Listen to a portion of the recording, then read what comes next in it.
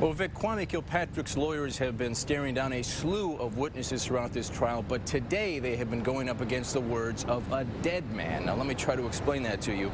On the stand earlier today for much of the morning was a man named Kim Harris. He works for the city's Human Rights Department, and they certify whether or not a company can be considered a Detroit-based business. Now, that's important in the city's bid process because it can get a company extra points they can use to land city work.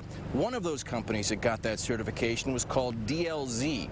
It was the front runner for a $16 million sewer contract.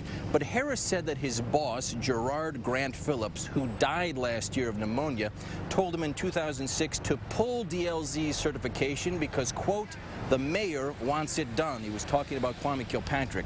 The company was based in Ohio, but also had Detroit offices, and Harris said he knew that, and the city determined it still qualified as a Detroit-based business. Still, they had their certification pulled, the contract was taken away from them, and it went to Bobby Ferguson. The feds say that is clear proof that Kilpatrick was messing with the city's bids to help his friend.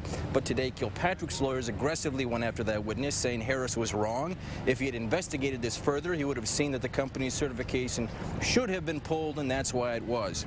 Now, just minutes ago, the prosecution kind of changed gears here and started to release some more text messages, and I think these have been the most explosive text messages we've seen in this trial so far. It's about Lakeshore Engineering, which is a company that testified earlier. They say that they had contracts taken away from them when they would not hire Bobby Ferguson, the mayor's friend. Let me read some of those texts to you. Bobby Ferguson sent a text to the mayor saying, "You haven't released that contract, right?" Kilpatrick responded, "Right. They know I'm holding it." The feds say they were talking about that Lakeshore contract.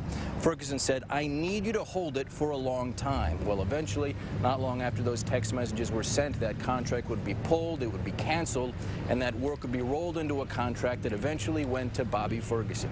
Today has been, I think, one of the most fascinating days of trials. If you want to follow along, you can do so at WXYZ.com. We are live blogging the testimony. We are live at federal court. I'm Ross Jones, 7 Action News.